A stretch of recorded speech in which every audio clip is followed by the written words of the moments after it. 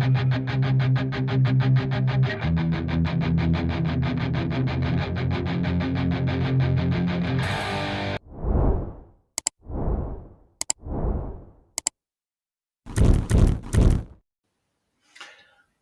and welcome back to the David67 Celtic News YouTube channel, and obviously a bit deflated, sad, disappointed, David67 this afternoon, back from my nice long weekend break, but obviously last night 7-1 thrashing by Borussia Dortmund in the Champions League rather put a dampener on the end of my holiday.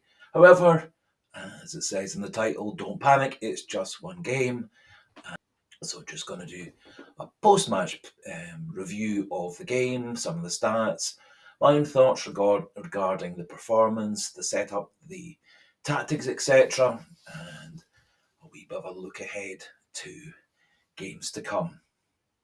Before we do crack on with the actual video, just a wee polite encouragement, reminder, suggestion. If you are new to the channel, not yet subscribed, please do click that subscriber button. Keep the numbers pushing up further and further past 1,000 towards 1,050. If you like the video, do click that like button, and comment section open for pleasant, polite points, thoughts, opinions regarding the performance, the way ahead, how Celtic have reacted, and any other Celtic issues. So, last night's game ended up Dortmund 7, Celtic 1. Could have been a much different score had Celtic taken their chances and had Borussia Dortmund taken their chances, and in the end Celtic missed actually quite a few chances, as we'll see from the stats, and Kasper Schmeichel made quite a few great saves, and in general pretty much everything that could go wrong went wrong,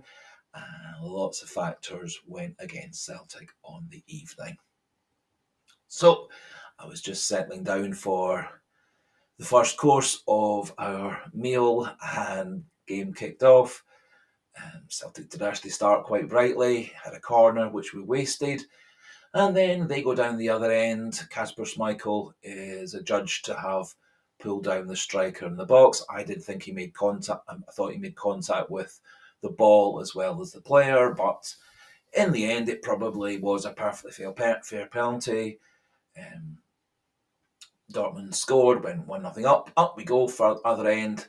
Nice cross in by Engels, and Dyson Maida bundled the ball into the net, 1-1, and then Celtic committed the cardinal sin.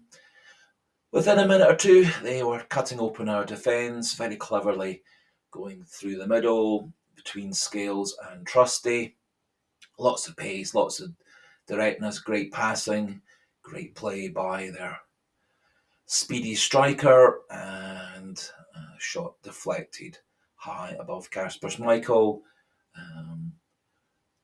And things went on and on. They got another penalty kick. Celtic misplaced so many passes. Celtic were under constant pressure in the game, and it was kind of like watching Celtic playing one of the teams in Scotland, such as when we thumped St Johnstone 6-0 on the Saturday evening before this game last night on Tuesday. Pretty much everything we did to St Johnstone, Dortmund did to us, except they did it faster, quicker. They put us under tons of pressure. Our passing was off. Our defensive play was off, just because Dortmund were playing everything at 30 miles an hour faster than us. We couldn't keep up with their pressing play. We couldn't get the ball out defence. We tried the same tactics that we play week in, week out in Scotland that work so brilliantly, except Dortmund have much better defenders, much better midfielders, much better attackers, much better set up tactically, much more pace, much more ability on the ball, and Celtic were shown up as still needing a lot of improvement and progress to really reach the top levels of European football. However, the thing I think is important to remember is that Celtic are a very rich, well-funded club in Scotland with many of the best players in Scotland. But despite that, Dortmund's budget is 4 to 5 times bigger than Celtic's through TV money, sponsorship, prize money, etc., etc.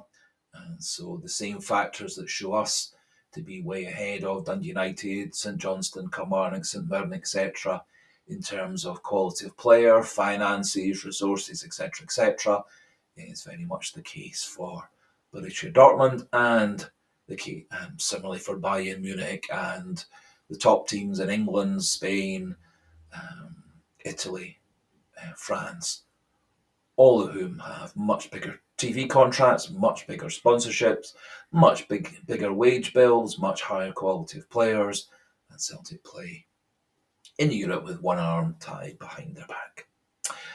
Just looking at some of the stats, it was kind of like looking at the stats of a Celtic against a Scottish team, except the stats were the other way around.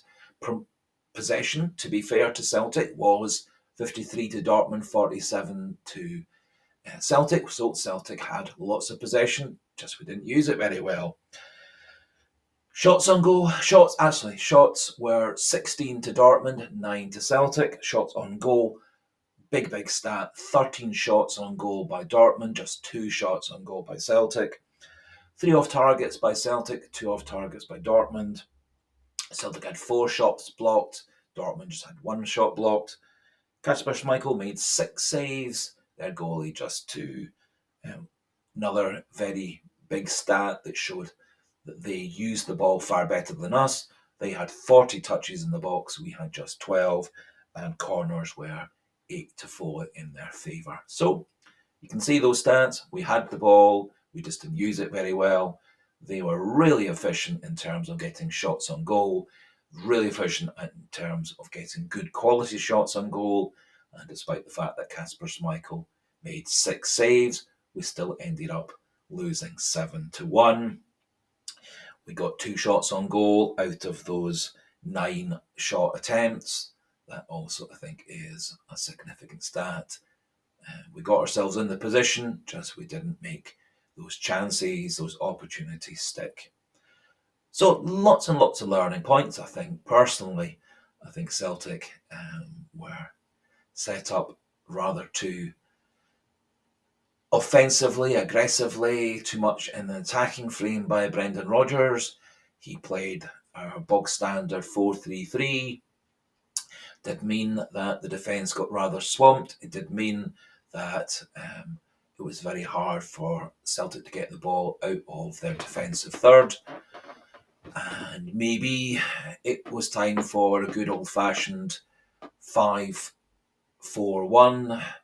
Couple of defensive midfielders playing a couple of wide players, maybe Adam Ida up front as a target man, and just pump the ball out, get the defence cleared, start your back 5, 3 central defenders, 2 full-backs staying as defenders, a couple of midfielders in front of that back 5, and using maybe Maeda and Kuhnitz out wide, maybe using Maeda and even Arne Engels out wide, using Adam Ida as a target man. Certainly, I think Celtic were too attack-minded, and it's quite clear we didn't have the pace, didn't have the skill, and Dortmund outplayed us in pretty much every department. But, as I said in the title of the video, don't panic, it's just one game. Looking at our Champions League campaign of 8 games, I still think the road to the last 16 playoffs is via winning or drawing our home games. I think we'll go into the game against Young Boys Bern and Bruges as favourites to win. I think we can go into the game against RB Leipzig with a real chance to draw the game. I think we would go to Zagreb, as things stand, as favourites to get a win over there. And I still do believe we can go to Aston Villa in the last game and get a draw. Although if we do win against Bruges and Bern and Zagreb, along with the 3 points we already have from Slovan Bratislava, that would be us almost certainly into the last 16 playoffs, having a two-legged playoff to get into that actual last 16 knockout phase. Next game for us will be the 23rd of October away at Atalanta, and I think Celtic certainly should go into that game a bit more defensive minded, a bit more shutting up shop, a bit more hitting Atalanta on the break. I think we have got the players to defend if they're playing at their best. Last night they didn't play at their best. I think they got a bit spooked. I think they got a bit of their confidence shaken. I think they got a bit of a kick in the backside. In the end, I think Dortmund showed just how much of a top-class side they are, that they actually are a lot better than us. We were giving them credit for, and I think we all got a wee bit carried away with how brilliantly Celtic have been playing in domestic football and how brilliantly we played against Slovan Bratislava in that 5-1 win a few weeks ago. So Celtic will be back to play Ross County at the weekend, and then it will be international break. That then allows, hopefully, Cameron Carter-Vickers to get himself fully fit.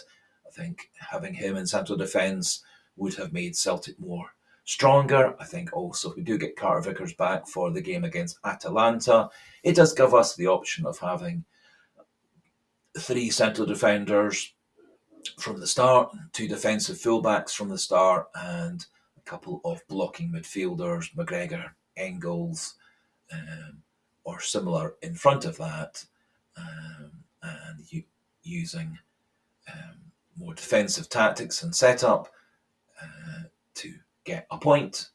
But, as I said, I don't think that the points won or lost against Dortmund or Atalanta are going to be the ones that see us qualify. I think it's the ones we get in our next 3 home games, and that away game at Zagreb are the ones that's going to give us the path to Champions League knockout phase qualification, which I fully expect, despite last night's result, we're going to achieve. Not too surprisingly, there was quite a lot of glee in the Scottish footballing press at Celtic having their comeuppance, that Celtic got thumped 7-1. Quite a lot of the Scottish football journalists very happy to pile on and criticise Rodgers, the players, etc., etc. I think it's just to be expected. I think Brendan Rodgers sometimes does get a wee bit smug and superior, and occasionally does annoy the Scottish football journalists, and they're just being human beings and getting a wee bit of revenge on Rodgers. And as I said, I do think that Rodgers did set up the team into an attacking manner. I think he maybe also got a wee bit carried away on the river of success we've had so far this season. And hopefully the players and Rodgers and the coaching staff all learn lessons for the next game against Atalanta, and we do set up that wee bit more sensibly, looking to be more defensive and control the game and maybe sneak a point away against Atalanta. But if we don't, nothing lost in terms of the grand scheme, the eventual goal, which is Champions League knockout phase qualification, which relies on the home games and that away game against Zagreb. So that finishes off today's video.